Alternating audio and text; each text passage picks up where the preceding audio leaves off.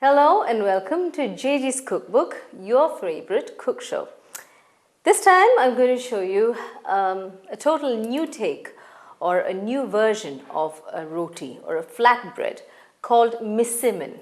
Okay, now this is a Moroccan flatbread, and well, it's a flaky flatbread, which is very good for you and very tasty. It can be eaten with, well, you know, any types of curries or whatever you want. But in Morocco, Msemen is usually eaten with honey and mint tea. That is the combination. Now there are, you know, slight different versions of the Msemen, but I'm going to show you a very simple version of the Msemen. Now usually the Msemen is made with all-purpose flour, okay, or maida, but I have changed that, and I've used whole wheat flour because that's more healthier. And the thing is that you can keep this, or you can actually make this and freeze it, or you can keep it in the refrigerator and then you can actually heat it whenever you need it. It's absolutely very tasty, and a difference, because usually, well, I've heard that every evening or something, or you know, for lunch or something, they probably have we have chapatis or rotis, the same old thing again and again. That, well, gives boredom. There's a lot of boredom in eating, and not only that, it's not good for your system to keep on just giving one type of food. Try different types of food and give the body, a difference in coping with different sort of food. So different nutrients, and that will actually give more vitality and more energy for for your body. Now this is where, well, kind of, it's not so easy as a chapati, because you just have to make everything. You have to make the dough and just roll it in a chapati or a roti. But here, you know, there is a process in doing it. All in all, once in a while, it's good to try a different type or different version of chapati rather than doing the same old thing over and over again. So how do we do it? That's the question, and I'm going to give you the answer. So what we start with first is 2 cups of whole wheat flour. The actual Msemen is made with all-purpose flour or maida. You can use it if you want it, but I'm against using maida. I don't eat naan or anything to do with maida except cakes, which I can't, you can't substitute that. Otherwise, everything I make with whole wheat flour. Now this is 2 cups of whole wheat flour. Into this I'm going to add semolina or rava. That is half a cup, quarter to half a cup, and it shouldn't be roasted. It should be just raw. Okay. So there that goes, and just mix it with a spoon.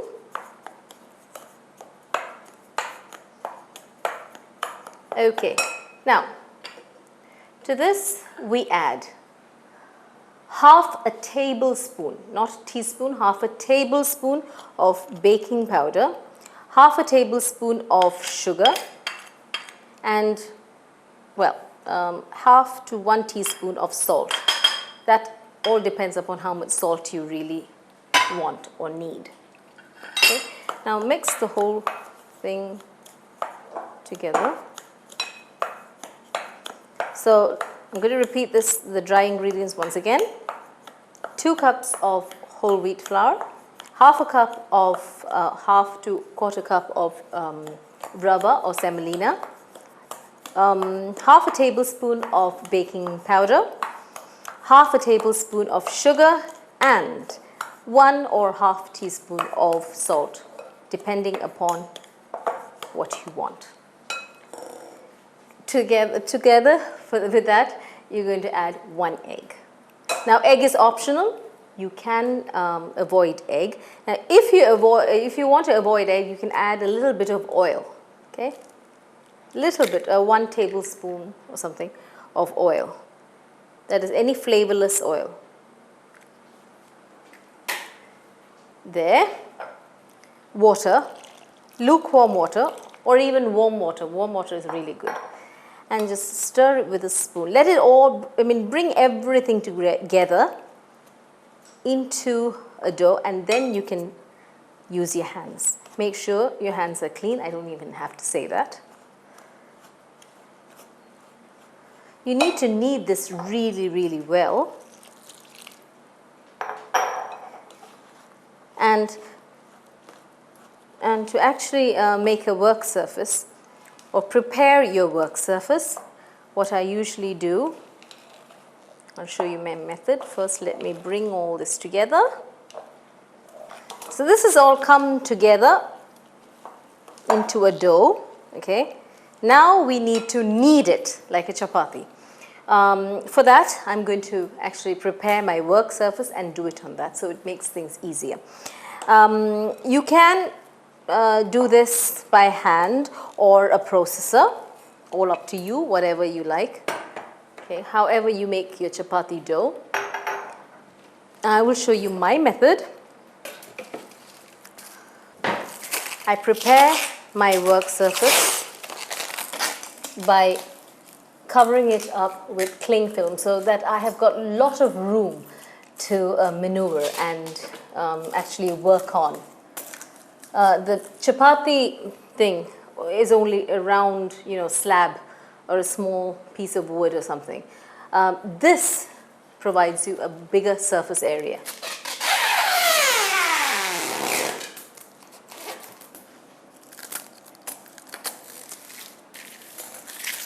Okay.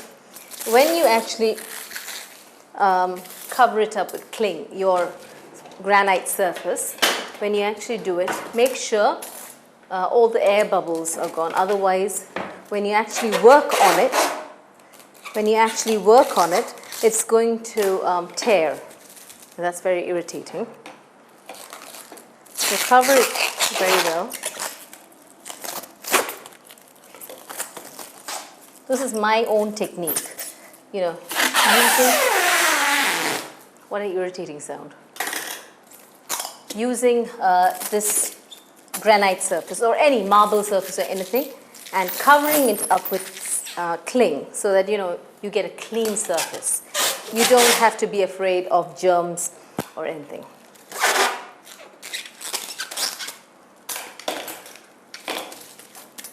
So, and you've got so much room to actually work on, which makes it a pleasure. And then I'm ready to roll it really, really well. Okay. Now the way to knead it is, how to knead Msemen is, I'll show you.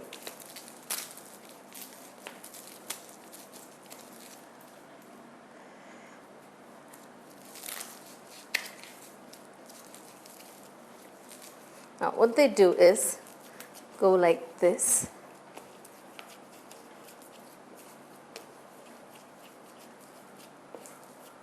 If you think your dough is a bit sticky, by all means don't hesitate to add more flour, wheat flour. Okay, knead it any style you want, but the way Msemen is done is, this needs make a sort of springing action with your fists and then make a rectangle and do the same thing again. It's also a good workout for your hands. Okay, and keep on kneading it till you get a really, really soft dough. The more you knead a chapati dough or any flatbread dough, the more softer and the more gluten forms. So in cakes, you're not supposed to, allow the gluten to actually develop. But in chapatis and flatbreads, you have to make or you have to allow the gluten to develop. And how do you allow the gluten to develop? By actually keeping on kneading and kneading and kneading. So knead this for at least 10 minutes, at least 10 minutes. So do this motion, fold, make a rectangle. Again, do the spring action motion. Again, let it make an actual rectangle. Now, in Morocco, what they do is they actually add oil and do this. But I'm not going to add oil. I'm just going to add oil when I'm actually going to make the msemen. They don't even add oil, they add ghee mixed with oil, clarified butter. Now, once the dough is perfect, like a baby's bottom, what we do is we have to separate them into big balls, okay, like tennis balls. Okay, take a little bit of oil in your hands, it's better, just a bit, and roll it. Now comes the oily bit. If you don't want so much oil, you can avoid it, don't worry. Okay, put it there. Make it rounds, like a tennis ball or a golf ball. Make rounds like this and keep this for around 15 to 20 minutes. And then we can start the actual making or the rolling process. So don't make them too small, because if you make them too small, you won't be able to actually make the msemens, because msemens you have to do a lot of layering, folding and layering. So it's better to keep it big rounds. Okay. Now, after it has rested for 15 minutes, what we do is the next stage, that is the making of the actual msemen. Now, in Morocco, they don't use any sort of rolling pin. They just do it with their hands. Okay, and like I said, they use all-purpose flour, so that is more stickier and it's easier to work with, but it's not good for your system. So that's why I am using whole wheat. Now, what you have to do is you have to make a very, very flat and big sort of chapati sort. It should be very, very thin, because we're going to fold it into layers. So the shape doesn't matter, but you have to make sure that it is thin. And if it, if holes or something fall, there's no problem. So make it as thin as possible. And then what we do is pour some oil on top of this and a little bit of semolina.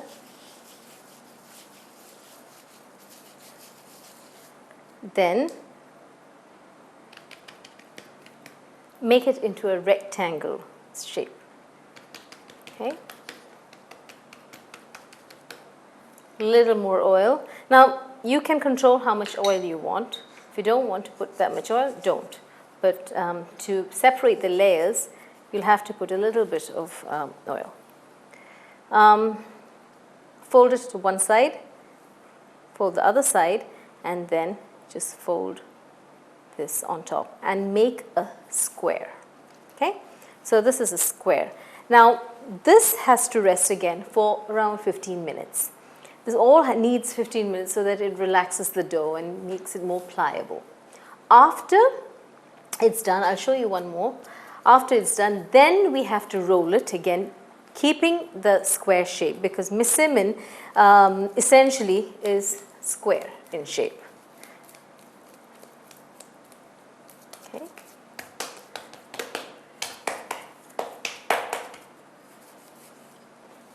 Do the same thing.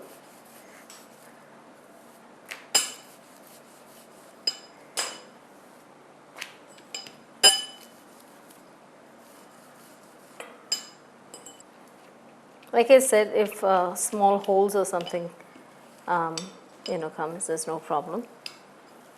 All we have to do is make it as thin as possible. And the shape also doesn't really matter. The final shape should be square, that's all that matters.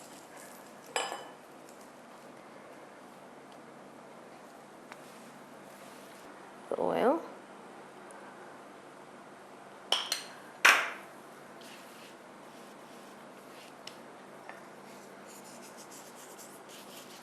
Then the semolina, just a bit, not too much, huh? Fold it. Again, make it a rectangle dough. A little bit of oil again. Like I said, you can control the oil. There's no problem with that. Don't worry about the oil content. You can make it with a little oil. Okay, this is also done. So you get a perfect square. Now what you do is you actually roll it by keeping the square. Now this is, this size. You have to make it 3 times bigger than this size, keeping the square shape. So carefully, very carefully, make sure that you do it to the corners, otherwise the corners will be kind of thick. So now you can see that from this it has become this. Okay. Next one. Again.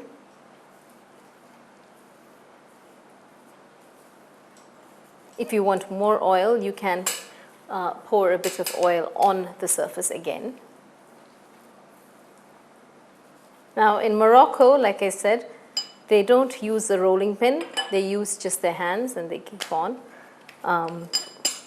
making the shape with their hands. Nothing to do with the actual rolling pin. I'm using the rolling pin to make things easier. So this is done. Now we're ready for cooking it on a hot griddle. In a non-stick pan, you don't have to put oil. I'm just putting it just for the sake of it. Okay, and let it heat well. And cook it. Cook it in a low heat because it has to actually, the layers have to get cooked well inside. So be careful that you actually cook it, on a moderate or a low to medium heat. If you want, you can add a bit of oil, that is if you want, and then turn it on the other side.